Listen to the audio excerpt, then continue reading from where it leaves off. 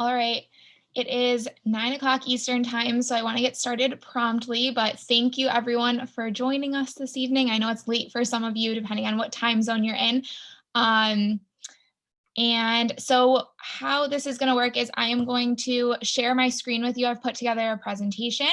Um, and as things come up, please put in the chat any questions you have, and I'm going to get to those questions at the end of the presentation, just so we're not skipping around. I'm not getting distracted. So this is the first of many different hopeful nutrition series that we do, and I want to continue this. So the presentation today is going to be a pretty basic and broad overview. And so if there's anything that your teams, your coaches, your girls are wondering, your parents, please leave those in the comments. Please ask them, and we'll hopefully get to create more of these presentations in the future. So I'm going to share my screen with you.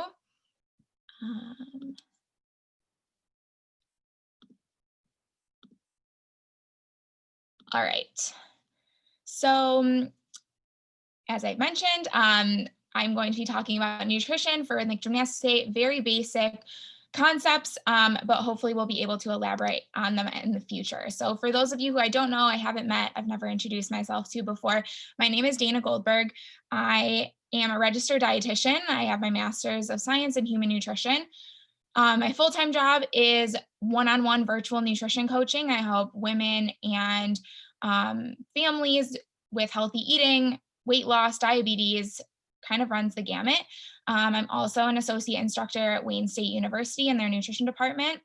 And finally, I am the newly elected state chair for Michigan and also a former rhythmic gymnast. So I know that there is a nutrition presentation coming up from USA Gymnastics, and I assume that some of our topics will cross over, but I'm hoping that having the experience of being a former gymnast, I can bring something a little bit more tailored to the table, but I'm open to whatever feedback anyone has. So for today, I am going to be talking about the importance of good nutrition when it comes to rhythmic gymnastics. I'm also going to be talking about the importance of calories, protein, carbs, and fat, different meals and snack options. So I really want to bring the practical aspect to this, not only just the broad nutrition perspective, and then also fueling before and after practice. Obviously, we are here because we're all part of the rhythmic gymnastics community, so I want to bring some specific information when it comes to training, and then hydration, and a few things I'll mention at the end about kids. So this presentation, while it is for rhythmic gymnastics as a whole, I am kind of gearing it towards more of a younger audience, kind of like pre-puberty, so anywhere up to like 12, 13, 14, maybe even 15, depending on the stage in development our girls are at. So obviously nutrition changes through our life cycle, and I'll be mentioning some of those things as we go through. And of course, I'll be answering any questions at the end. All right, so before I dive into any specific nutrition related topic, I just want to make sure that you are all aware that I'm aware that nutrition is a very delicate topic in this community. I know from talking to many former gymnasts and current gymnasts, obviously disordered eating and different diets are very common, and I recognize that. So I want to just say that the information presented here is solely from a scientific perspective, from scientific recommendations that I learned in my degree, getting a degree in nutrition for athletes and an overall healthy diet. So I know probably many of the coaches on this call have experienced things themselves when they were training. They've been working with their gymnasts differently. So this is only from a scientific perspective. And I know there's a lot of nutrition information out there on social media, on the internet, magazines, websites. So I just want to make sure I'm clear that I'm only presenting one certain side of this, and doesn't mean that other things are incorrect, but that's where I'm coming from. So the first topic I want to talk about is the importance of promoting good nutrition, and that it's more than just body weight. I think for many women in the United States, not just in the athletic community, in the rhythmic community, nutrition is always, always, always associated with weight and how we look in the mirror. but there are so many other reasons why we need to be focusing on nutrition with our gymnasts and our coaches for that matter. So the first one is energy. If our gymnasts do not have energy to train properly, obviously we're not going to get the results that we want. We also know that if we don't have the energy to train, we're more likely to do things incorrectly, become lazy, which can lead to injury. Mood and mental health are also a huge aspect of nutrition. We know that fats in the diet are the basis of many hormones that, can control how happy, how sad, how depressed, how motivated we are. So including certain foods can help with mood and mental health. And I'll be pointing these specific foods out as we go through the presentation. Growth and development, like I said, we are talking about our young gymnasts, our girls who are growing. So we want to make sure that they're growing from a height perspective adequately and also developing along the trajectory that their physicians would want them to. And that comes from good nutrition. And we know that these gymnasts are very active, so we have to have nutrition that aligns with that activity. Focus goes along with some of our mood and mental health things. Our brain runs on carbohydrates. So just like our mood and mental health run on fats, our focus runs on carbohydrates, our brain. And so we need to include those in the diet as well. Muscle function is obviously a key component of any athletic activity. So we want to make sure that our muscles are functioning properly.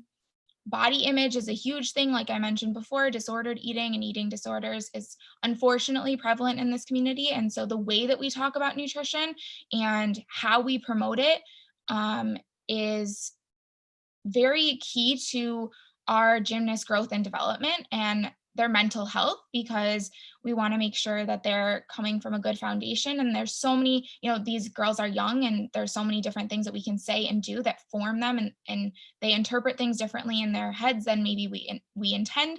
And so it's important to recognize that.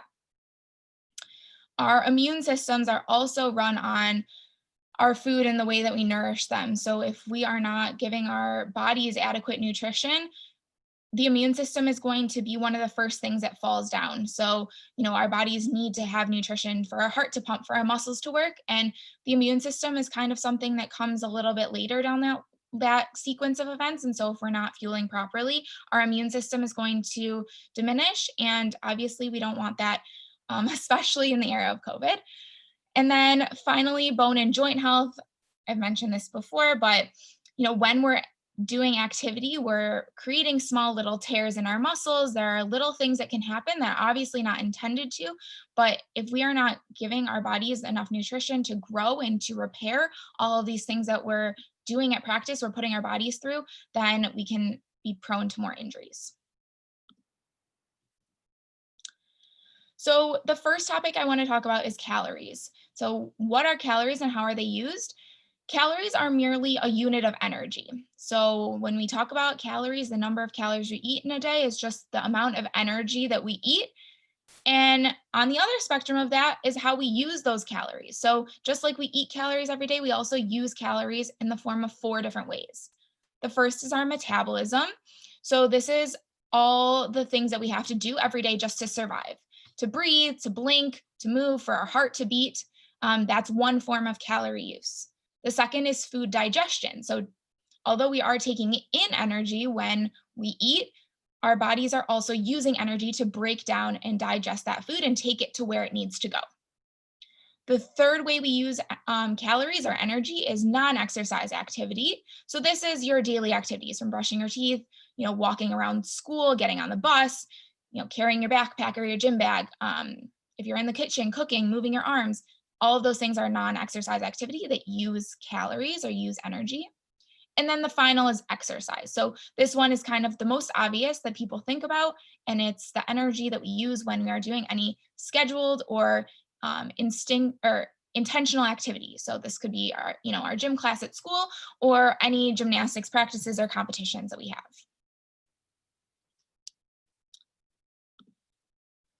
So there's 3 different ways our bodies can be in calorie balance. The first is negative balance, which means we are taking in fewer calories than our body is using each day. So if we add up those 4 categories that we used in one day, we're taking in less calories than we use. And this usually results in weight loss. However, it also can result in muscle loss. For kids, it can result in stunted growth if we're not giving enough calories to grow, hair loss, mood swings, and also risk of injury, like I mentioned before, if we're not giving our bodies enough nutrition to repair anything that was damaged during practice. We have equal calorie balance, which means we're basically taking in the exact same amount of calories that we're burning. So our weight is usually maintaining, which for adults, a lot of time this is the goal. Or maybe they're trying to lose weight, so maybe they want to be in a negative balance. But for kids, we rarely want to be in a weight maintenance phase, right? Because kids are growing. And so we actually want to promote that growth through a little bit of positive balance.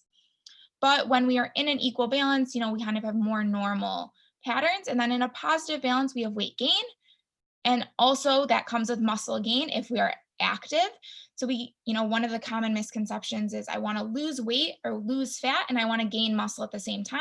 That's not necessarily possible because losing weight is a negative calorie balance activity, and gaining muscle is a positive balance. So we can't have both of those things at the same time.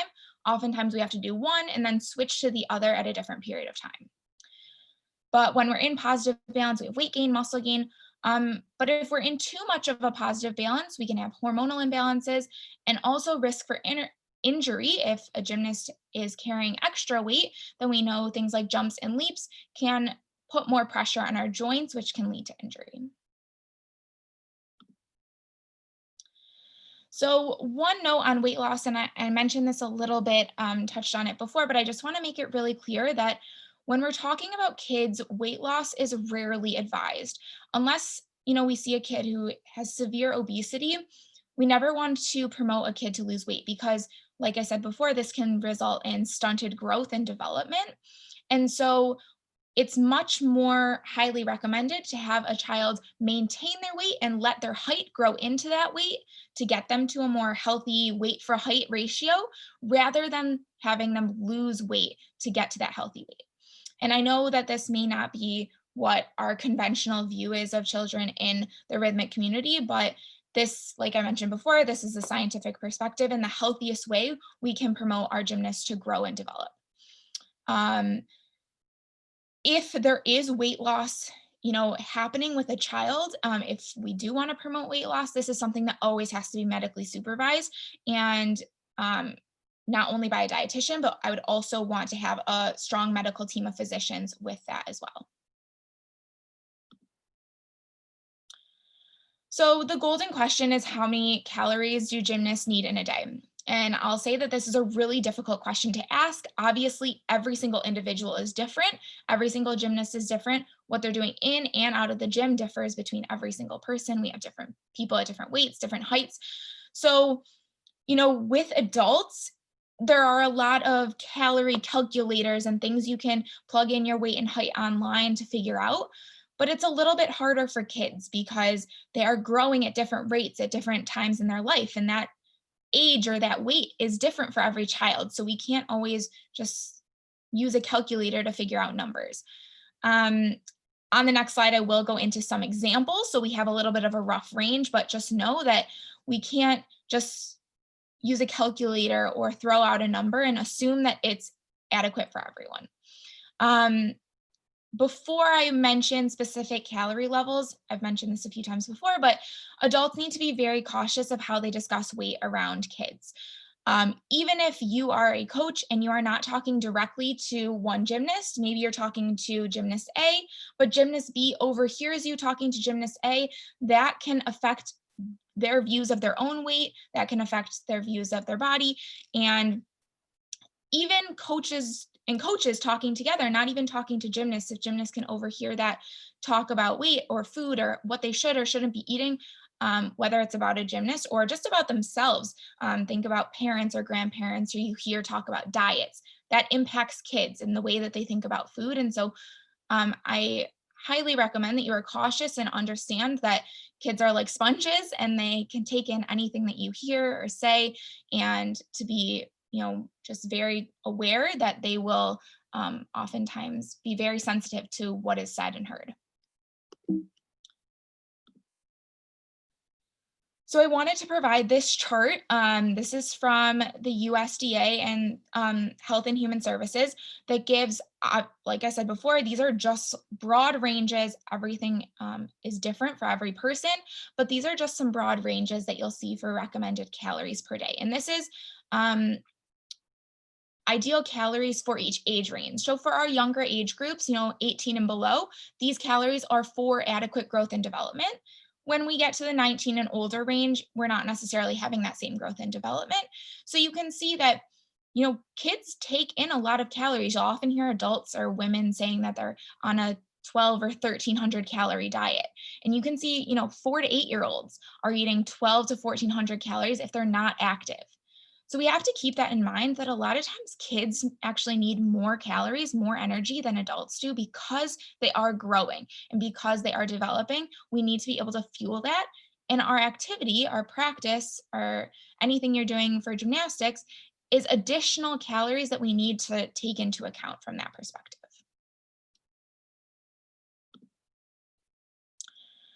So I always like to go off of calories for non-active gymnasts or non-active women or girls because I think activity can be such a wide variety of things. I don't like to use those active numbers because a girl who is running for an hour is going to be very different than a girl who is doing a gymnastics warm up for an hour. Those two activities burn a very different number of calories. So just to give you a very broad number, gymnasts will burn anywhere from 175 to 250 calories per hour of practice. And this number varies based on how old the gymnast is, how much she weighs. So the more a person weighs, the more calories they'll burn in an activity. And also how hard she's practicing, right? Our younger girls, our more recreational girls are not going to be burning as many calories as a more competitive level gymnast. So I've just given two examples to kind of show you how different these two things can look. If we have a 6-year-old who practices 2 days a week for 2 hours, this is more of, I would say, your recreational level gymnast. I started at a base of 1,250 calories based on her age range that you can see on the screen, and then added 350 calories for one day of practice. So, our 2 hours of practice to equal 1,600 calories for the day. Now you have to remember that this is only on days where she's practicing. She's only practicing 2 days per week. And so on days where she's not practicing, maybe that number is a little bit lower for the day. Now you can see how much this differs for a 12-year-old who practices 4 days a week, maybe a more competitive level gymnast, 3 hours each. We're starting at a base of 1,500 calories because she is older. She probably weighs more. She's burning more calories in a single practice because her practice is longer. She's older and she's probably practicing more intensely. So our overall calories for the day is quite high. You think for a 12-year-old eating 2,200 calories a day is high, but obviously this gymnast is very active and she's growing. And so those are things we have to take into consideration when deciding how many calories someone should eat. So with that, I want to talk about where our calories come from. So remember, calories are just units of energy, and these units of energy comes from different types of food. We have 3 types of food: protein, carbohydrates, and fats. So I'm going to go through each of these, what the purpose is, different tips, and then some examples, because we can't just say, protein is good, carbs are bad. There are different types of proteins, different types of carbs that are good and bad, and I'll go through all those. So starting off with protein is the main building block of all of our muscles. It builds all of our cells, our joints, our tissues. It fights infection. So, I often hear protein used in the context of building muscle, and maybe we don't want someone to look too muscular or they're building too much muscle. Yes, this can be because of protein.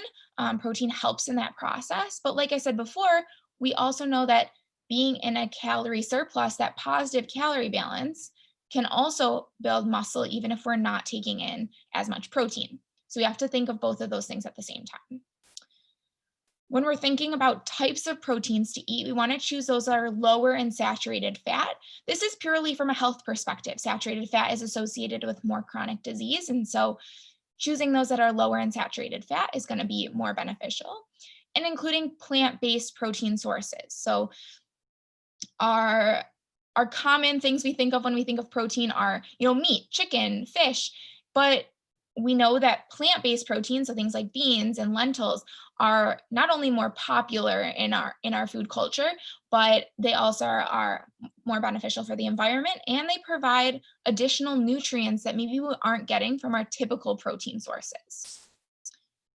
So continuing on with protein sources, these are just some examples, and you can see those on the right that we're asking to limit are those that are higher in saturated fat, the ones that are not as healthy for us. These can also be harder to digest compared to those on the left. So, lean meats, fish, eggs, these are all great sources of protein and things that I would recommend to any, adult or kid looking for different protein sources.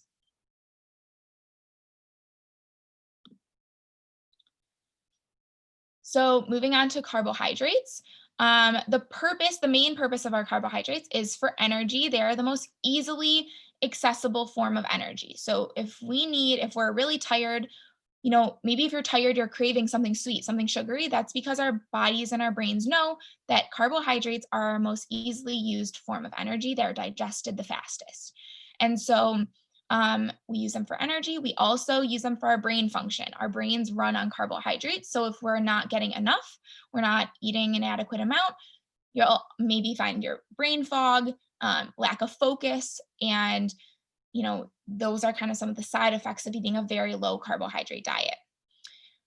Carbs also help us preserve muscle. So if we're not eating adequate number of carbohydrates, we could be burning too much muscle or losing muscle if we're active and not fueling our bodies. And they're also good for digestive health if we are eating healthier forms that are higher in fiber, which I'll dip into in a minute. So tips would be to choose 100% whole grain. So this is if we're talking about, more packaged items, reducing added sugars, and also including higher fiber options. And I want to dive into each of these on this slide. So our 100% whole grains are going to be, you have to look at the package for this, read labels. And this is something I can continue to talk about maybe in a different presentation, is label reading, because I know that can be very complex and complicated for a lot of people, but whole grains are a much better source of fiber. And as well as a lot of the other things listed on the left-hand side of this page: quinoa, brown rice, oats, whole fruits. The skin is our source of fiber. So fiber helps with digestion. It also helps pull things out of the body that aren't meant to be there. So some of our toxins, it helps with creating regular bowel movements compared to those on the right.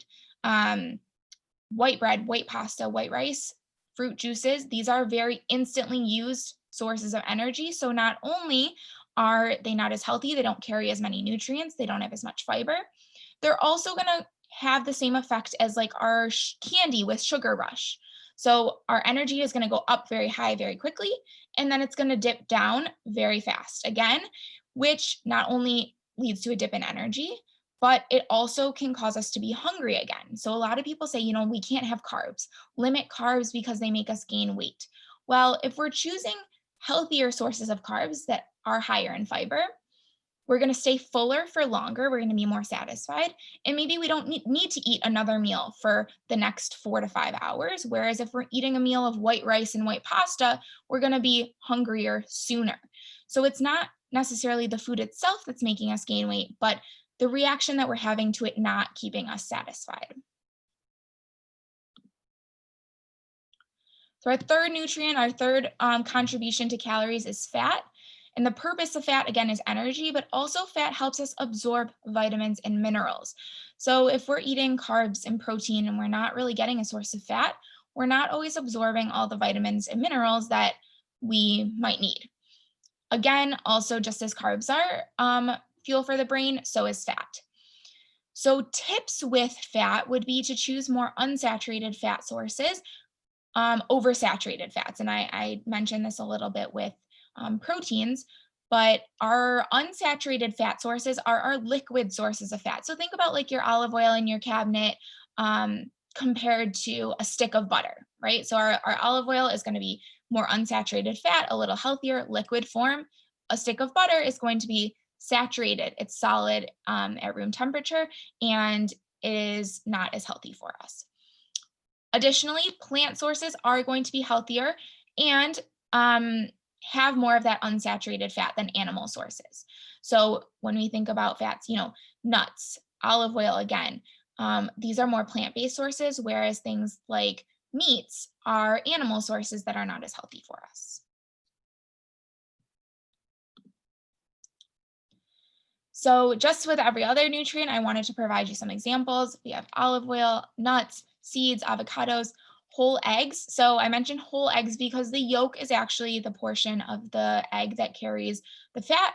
The white carries the protein. So if we're looking for a more complete meal, a complete source of nutrients, we want to eat the whole egg. Dairy products and also olives, where olive oil comes from. So we want to limit the more solid forms of fat, or lard, fried foods, French fries. I don't think I really need to explain that these are not as healthy. I think that's pretty common knowledge, but it is that very high amount of fat and high amount of unhealthy fats, that saturated fat, that is the reason that these are not the best source for us. So although I just went through 3 distinct categories, I want to make it clear that not every food has its own category. A lot of our foods fall into multiple categories. They include more than one nutrient. So, beans, quinoas, lentils, they are carbohydrates, but they're also sources of plant-based protein. Same with eggs, salmon, cheese. They're not only fats, but they're also proteins. So this is important to think about when creating a meal, is that we can kind of double dip. If you're having a meal of beans and quinoa and lentils, maybe we don't need to think about carbs or protein specifically, but just our fats, because we've gotten both of those nutrients from one food.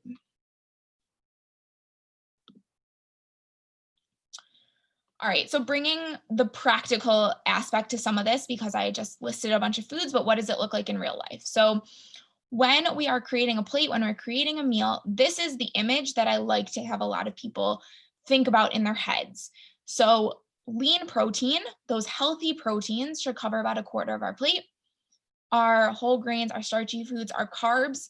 So I know that this kind of looks like this is very just a rough image. So this says whole grains and starchy foods. This could also be, a piece of fruit, because that is our carbohydrates. And then half of our plate should be covered in non-starchy vegetables. So basically any vegetable you'd like.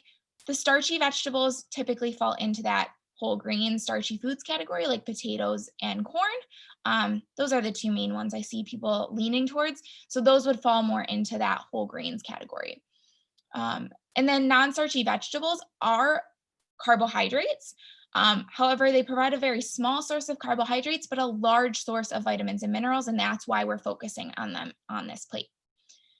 I don't have a category of its own for fat, because oftentimes we're getting fat from our cooking sources. So, right, when we're cooking our vegetables, we're putting a little olive oil on them, or in our meats, we're marinating them in some sort of sauce or oil that is contributing to our fat sources. Yes, maybe a handful of nuts or some avocado, or, having a piece of fatty fish is going to be a source of fat that actually represents a portion of our plate, but it's not always as common.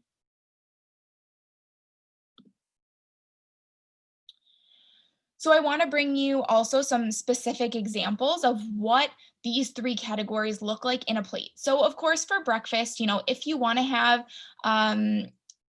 vegetables with your breakfast and represent that last plate, fantastic. But I know that it's not very traditional unless you're maybe having an omelet to have vegetables with breakfast. So I've given you some options that include all 3 of those categories: our protein, our carbs, and our fat, without including vegetables. Of course, I would want you to include vegetables in every other meal of the day. So, eggs are a source of protein. Whole grain toast and fruit is a source of carbohydrates. And our fat in this meal comes from the yolk in the eggs, or any butter or cream cheese that's on our toast. Now, when we think about kind of the ratios here, for making our plate, we want to kind of equalize the protein and carbohydrate portions of our plate to represent the two sections on our healthy plate. Make those two sections look even. So I don't want to see, 4 pieces of toast and 1 egg. They should represent equal portions of the plate. And that can look different for each person. I'm not going to say eat 2 eggs, because for someone who's more active, someone who's older, maybe you need 3 to 4 eggs and more toast if you're having a long practice that day or something, which I'll get into food for practice specifically in a bit. Another option is a yogurt bowl with fruit and granola. So we have protein as our yogurt is our protein source.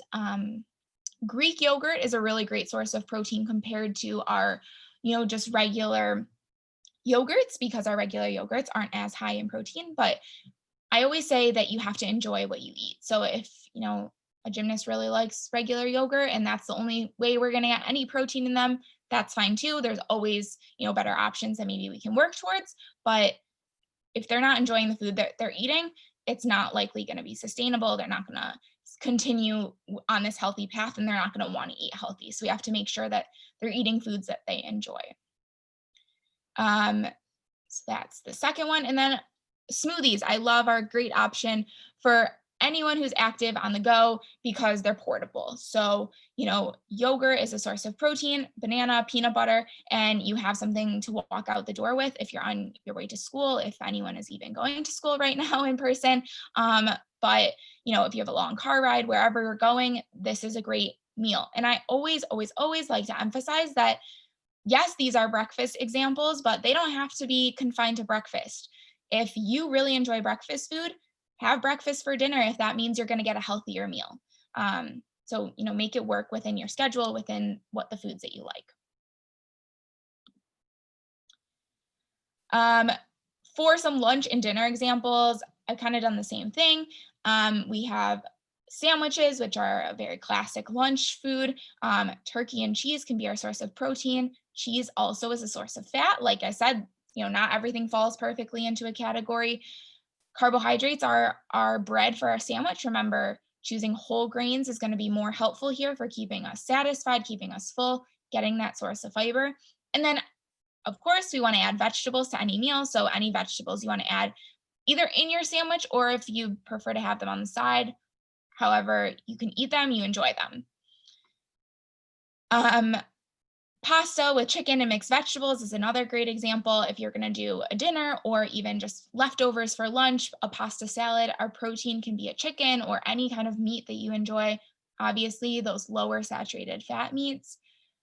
Carbohydrates are going to be, the pasta, obviously, and mixed vegetables. And then our fat can come from any sauce, any olive oil used, any fat in the chicken. So again, here, this is an example where we don't specifically have fat as an item on the plate, but it's used in the cooking process. I encourage you with any like pasta or rice dishes like this to remember those ratios. We want to have a quarter of our plate protein, a quarter of our plate carbs, and a half of our plate as vegetables. Because a lot of times with a dish like this, we can see the pasta being skewed much heavier than maybe we would want it to be. Our final example here is a homemade flatbread pizza. We have protein from any meat that can be added on top, as well as the cheese, again, doubling as our fat source. And then our carbohydrates are going to be our tortilla crust. So if you want to, take a little tortilla, make a little homemade pizza at home. I think pizza is always associated with being very unhealthy, but there are 100% healthy ways to eat it. And it actually contains a lot of our vital nutrients all together. So we just have to be conscious of maybe going lighter on the crust, adding a little extra protein to give it that balance that we want. All right, so that is kind of some basics of just healthy eating. So now I want to take some time to talk about fueling for practice, because obviously right now we're not in competition season. We're all in practice very often, whether on Zoom or in the gym. So this is where kind of the emphasis is going to be right now. So fueling before practice begins at the beginning of the day. If we're practicing in the evening, that does not mean that just a meal an hour or 2 hours before your practice is going to be adequate. We have to start with breakfast and lunch, especially to make sure that we're fueled adequately for practice later in the day. Just like with our healthy meal, carbs, protein, and fat are all key nutrients that are needed to fuel our practice. Carbs for energy, protein for muscle, and fat for energy and brain health. So it really doesn't change much. What does change is maybe the timing or what we have to be more conscious of. So 3 to 4 hours before our practice, maybe this is lunch for a lot of gymnasts, is you want to have a full meal, nothing fancy. It can be exactly one of the things that I mentioned above. I've also listed a few more examples here of what a full meal with carbs, protein, and fat can look like. And it should follow those ratios that I talked about before, a quarter protein, a quarter carbs, and half vegetables. Of course, with some fat thrown in there. Now, 1 to 2 hours before practice, we're going to want to maybe have a more substantial snack. This is carbs with some protein. We don't want to go too heavy. We want to make sure this meal has enough time to digest before you're headed to the gym. You don't want to feel lethargic. And so the key here is going to be a healthy source of carbohydrates and a little bit of protein. So we don't want those carbohydrates that is going to make our energy go up and down, give us, hunger and not keep us fueled for a long period of time. We want to focus on those healthy carbohydrates that have fiber in them to keep us fueled for the rest of the evening. One of the things you'll see mentioned here is cereal, right? Not all cereals are created equal. Fruit Loops are not the same as Cheerios. And so, you want to pick cereals that are higher in fiber and don't have as much sugar. And again, this goes back to that label reading, which maybe is a topic I can touch on in the future if anyone is interested. But I just have given some examples here. And then if we need something closer to practice time, if maybe you have a long drive, or if someone is getting hungrier closer to practice time, we want to focus on carbs only. Again, healthier carbs doesn't mean we can have candy and things like that right before practice, but carbs are what's going to be most quickly digested, so it's not going to hinder our ability to practice. It's not going to make us feel lethargic. It's not going to, sit in our stomachs or give us a stomach ache right around practice time. When we're eating meals that are, higher in fat and protein, that can happen. So a great example is just a piece of fruit or some dried fruit, a few crackers, something small. So after practice can really vary depending on, what time practice was and how the rest of your day or evening is going to look. Always, always, always, you need to be eating something after practice because not eating increases our risk of injury and illness, especially. It can also lead to weight fluctuations. Our body has just used all this energy. And if you don't refuel your body is going to kind of go into this little panic mode and be like, uh-oh, I just used all this energy, but now I don't have anything coming back in to replenish it. So we want to make sure that we're giving our bodies enough fuel to, recover, help any sore muscles that we might have, fix any muscle tears, things like that. So something within 30 minutes of practice, typically a carbohydrate and a protein would be great. Now, if you're someone who's practicing until 9:30 at night, a full meal within 2 hours of getting home from practice maybe isn't practical. Also gymnasts may not feel comfortable going to bed on a full stomach. However, if you are hungry, I always recommend to satisfy that hunger, even if it's late at night, because hunger signifies that the body needs energy, and you never want to deprive the body of something that it's asking for inherently.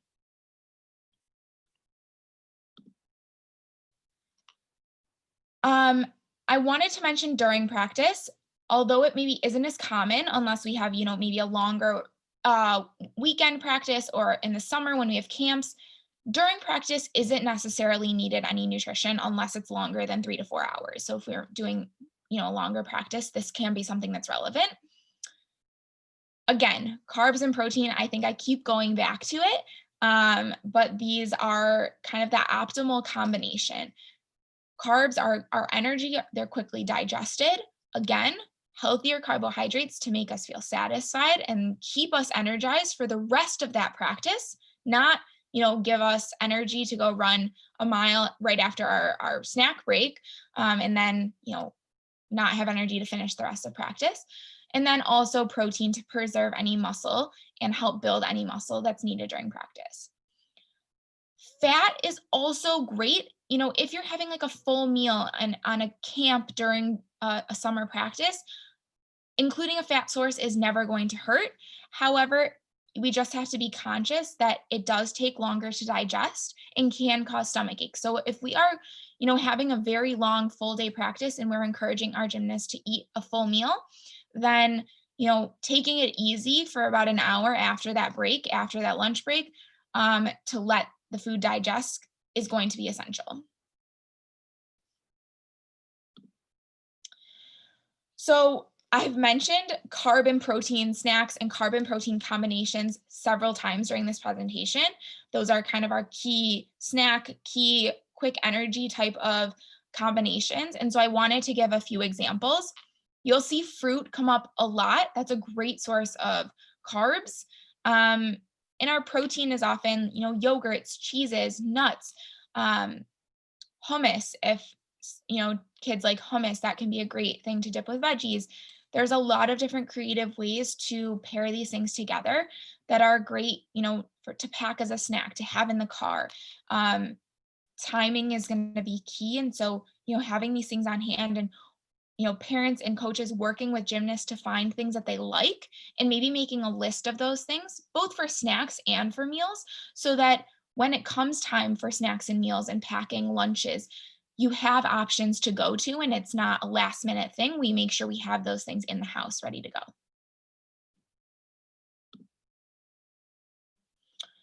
All right, so final few topics I want to touch on here today. First is hydration. I think this goes without saying, we need water to survive, but water also has so many other functions in the body, both flushing out toxins. When we have sore muscles, our muscles have built up lactic acid, which needs to be flushed out of the body. We can actually eliminate soreness more quickly by drinking water. Preventing illness. Water is key for, promoting immune cell function. Weight stability. Oftentimes our bodies can confuse being dehydrated with hunger. So if we're feeling hungry very often and maybe we're not drinking a lot of water, maybe it's time we focus on water before we focus on food, because water is going to be key to making sure that our hunger cues are in check. It's also great for skin health, increasing energy, brain function, mood.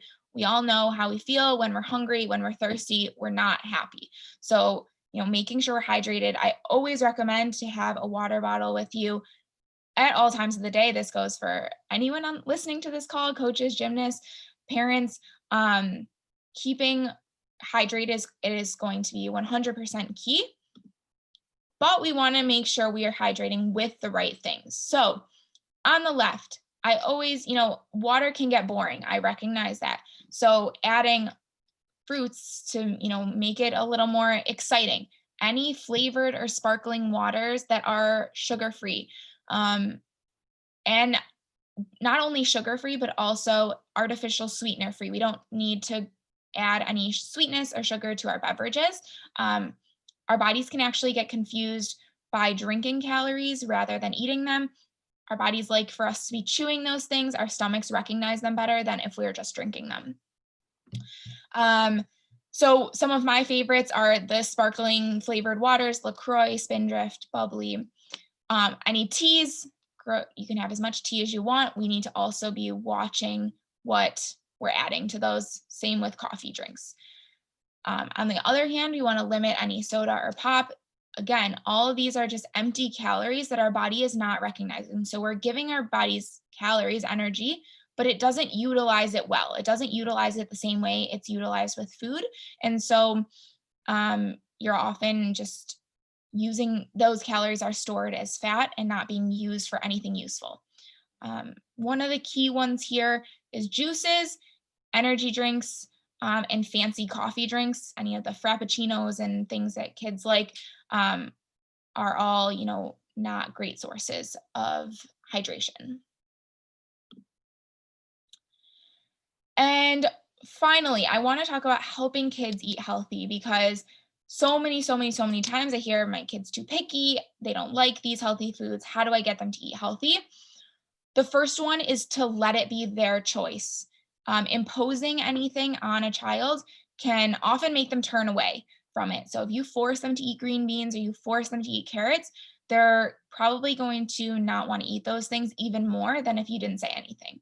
So giving them the option. If there's someone who doesn't like vegetables, give them the option. Say, we have carrots, we have green beans, and we have celery in the fridge. Which would you like? So at least they feel like they have a little stake in their decision in what they're getting to eat instead of being told what to eat.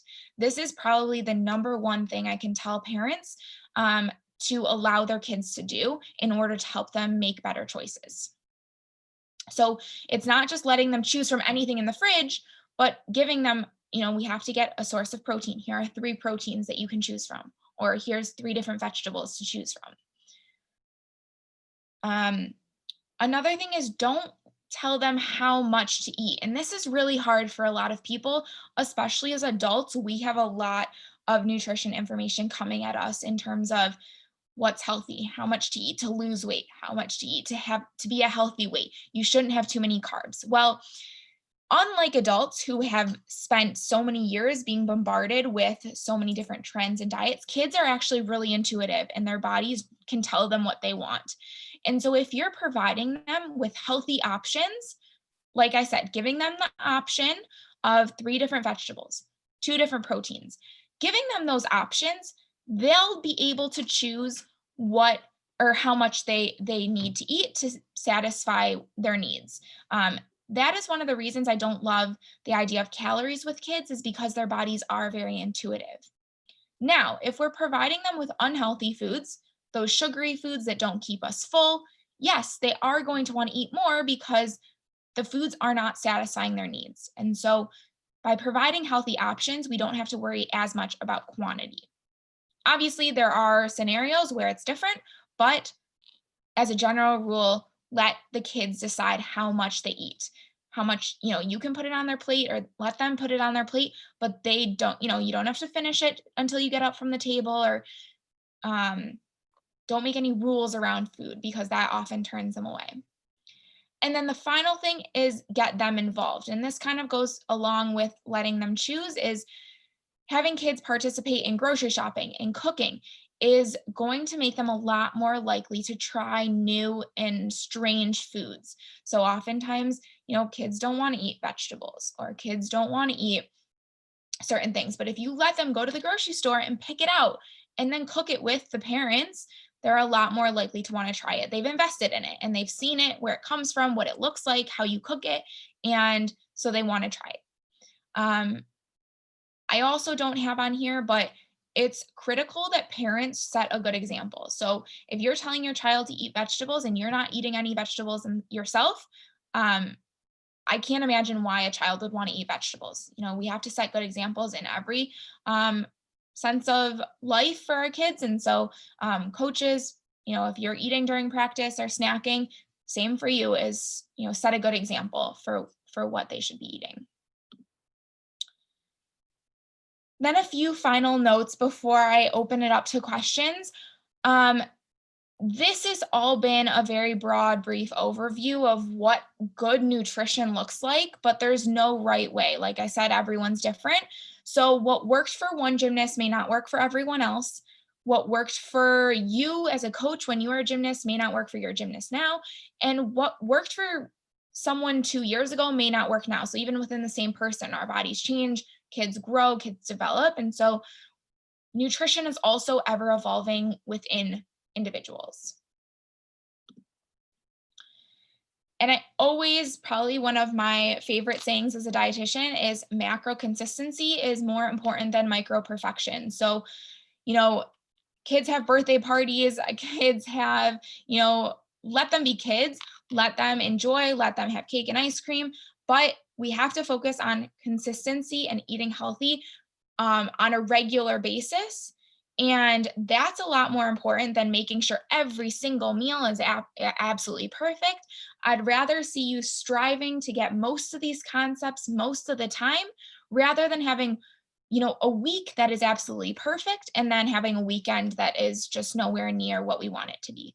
So, working on consistency and working on all of these things to try to make the best and healthiest diet possible is going to be a lot more important than being perfect all the time. All right. So that is what I have presented. Does anyone have any questions I can answer? You can pop them in the chat box or unmute yourself.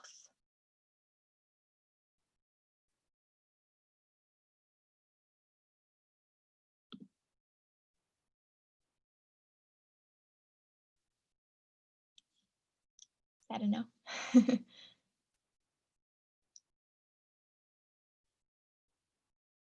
All right. Well, I don't think there are any questions.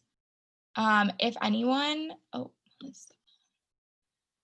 what's the best way to start talking with your parents and gymnasts? This is a great question. This is something that's I'm actually struggle with as well.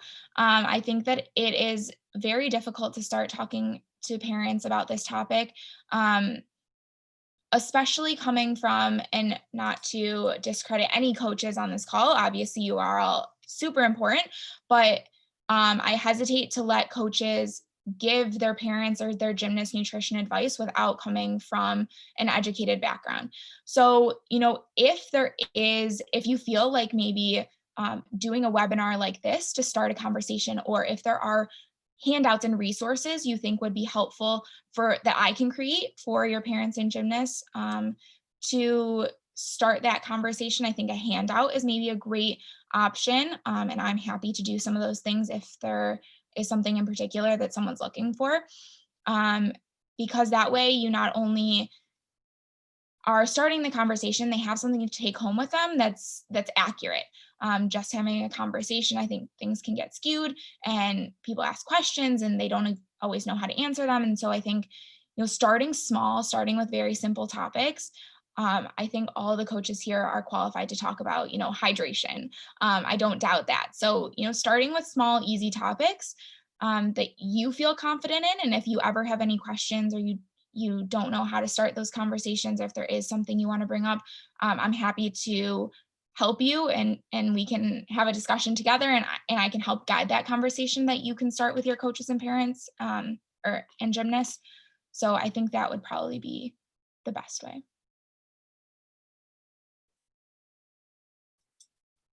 Anything else?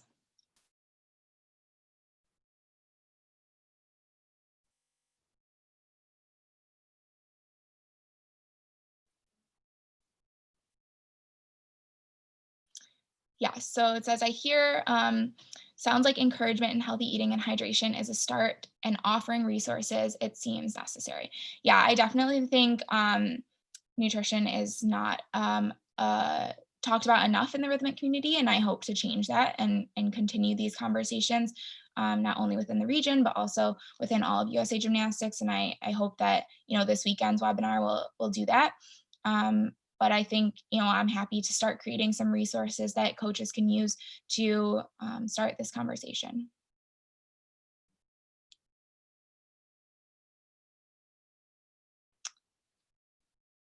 All right, I don't think there are any other questions, but I am going to put my screen up one more time because I do have my email address on here. So if anyone wants to jot this down, take a picture with your phone real quick.